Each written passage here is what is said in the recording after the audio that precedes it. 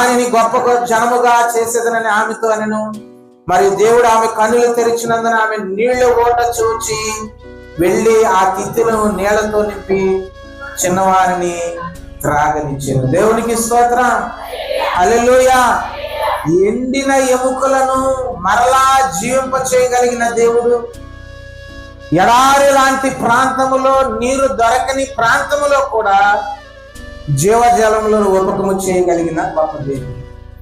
ఆయనకు అసాధ్యం అంటూ లేదు. ఒకవేళ హాగరుకి అసాధ్యమే, ఆ ఎడారి అరణ్యంలో తనకి ఏమి దొరకకపోవడం, ఇక పిల్లవాడు చనిపోతాడు, తర్వాత కొన్నాళ్ళకి నేను కూడా చనిపోతాను అనుకోవడం సహజమే. హాగరు ప్రదేశంలో, లేకపోతే హాగరున్న స్థితిలో మనమైనా అదే అనుకుంటాం. ఇక మా బ్రతుకులు మార్చబడవి ఇంతే.